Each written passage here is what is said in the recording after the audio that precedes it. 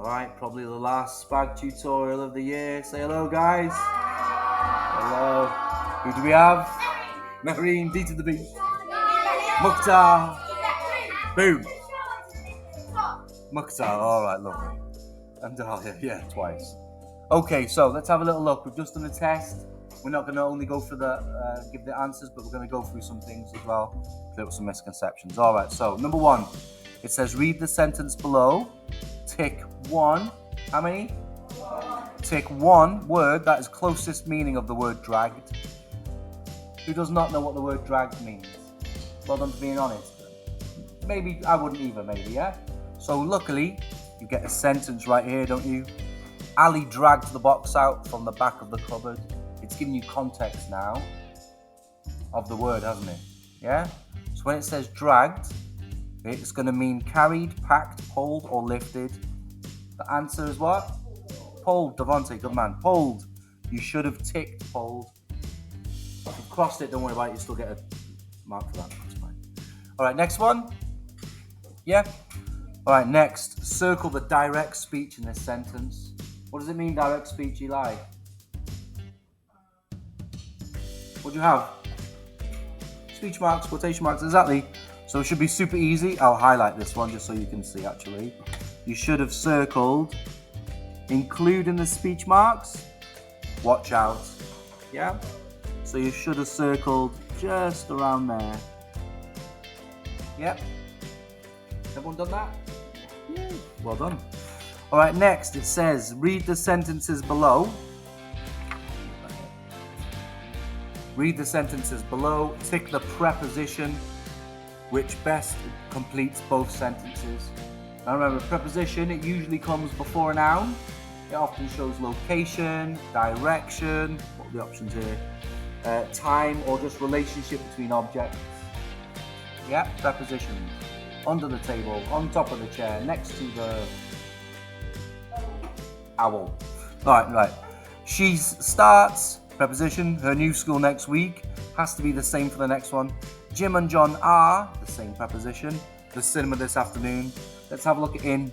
She starts in her new school next week. No. Jim and John are in the cinemas this afternoon. Yeah, that makes sense, doesn't it? But they don't. They need to both make sense. All right, next. It says both sentences, remember. At. She starts at her new school next week. Does that work?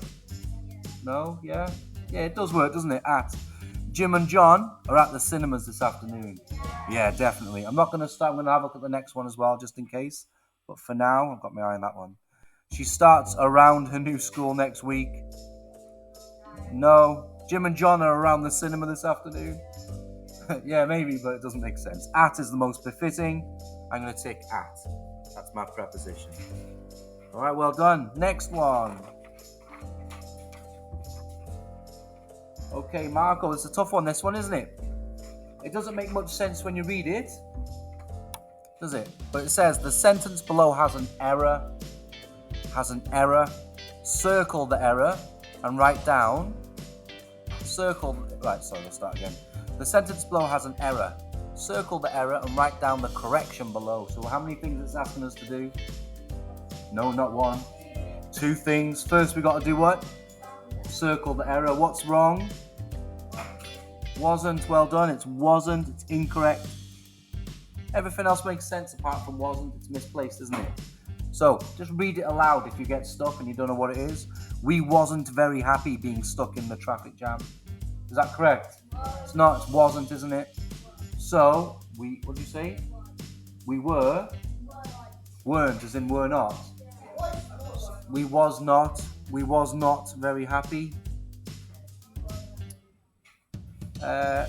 We was not very happy. No. So remember subjunctive. So basically, you could have lots of different options. I changed wasn't for the word weren't.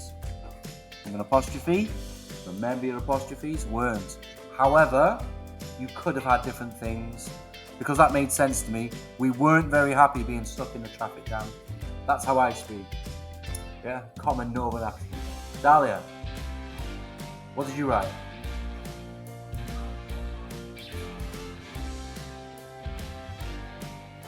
You didn't include your apostrophe. You didn't circle it. All right, well, there you go. See? So how many marks is it for this one? 1 mark. So even though you knew what to do, you won't get the mark. All right, that's how important it is when it comes to your exam. Yeah. 1 minute. We'll go through all of it in a bit. Let's have a look at what we've got so far, yeah? You can have the word weren't, or the one that's not contracted, were not. We were not very happy.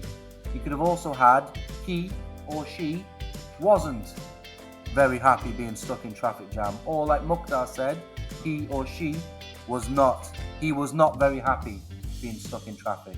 She was not very happy being stuck in traffic. Had you have done this, or if you've done that, give yourself a tick. Well done. Those are acceptable answers. All right, number 5. It says underline the adverbial phrase. Underline the adverbial phrase. This is probably the toughest question in the test for me. Anyone else agree? No? Yeah? All right, so just remember, adverbial phrase, what does it mean to have an adverbial phrase?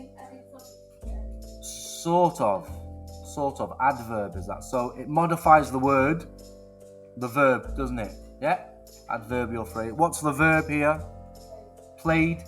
So if you have a look at it, the music teacher played the piano better than her student. The adverbial phrase would modify the verb played and give extra info about the comparison for the teacher and the student. So, played, it says underline the adverbial phrase. The music teacher played the piano better. That's what gives us extra information, doesn't it? Better than her student. Now be careful, look where your line starts. If you've started it halfway through piano, you won't get the answer correct. Yeah, they're very tough with the mark. So you have to be completely explicit in what you do. All right, number 6, you ready?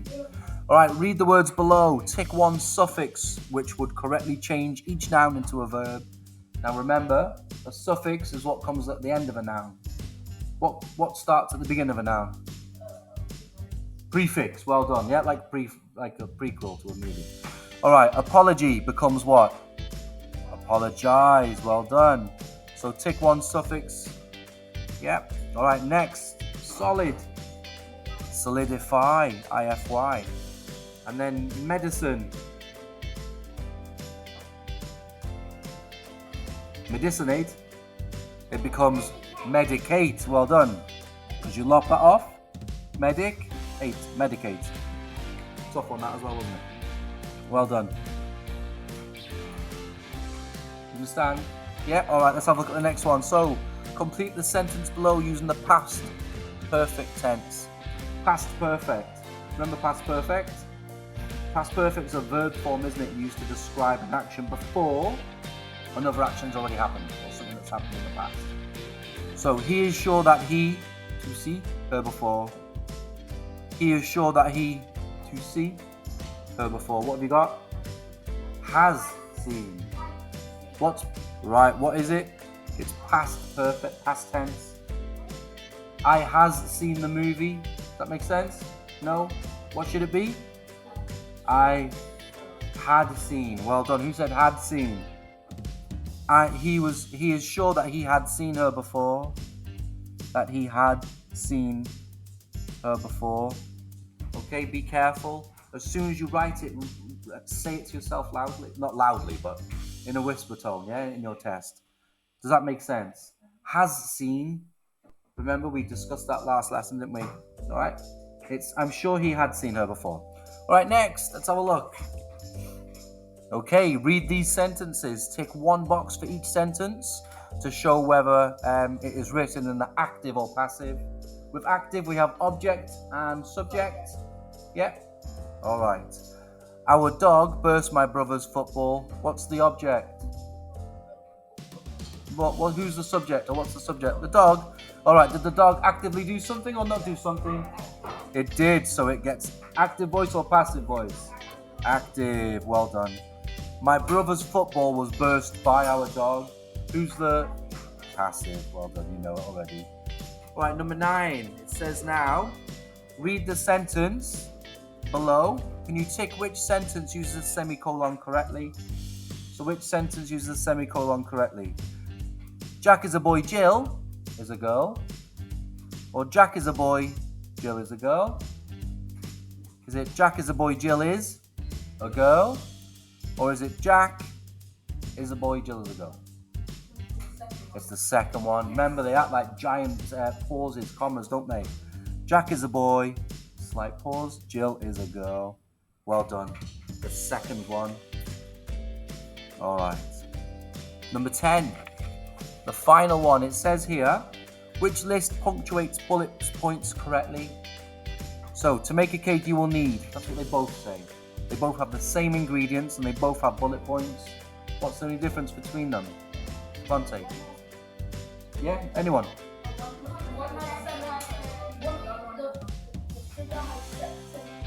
Exactly, but what does this one have?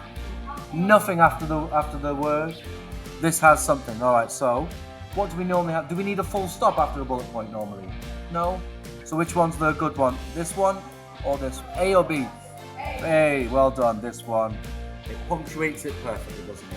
I want you to now count up, see what you got, let me know. And I hope this video helped. All right, say bye everyone. We'll shut it off now. Bye. Last ever video. Bye.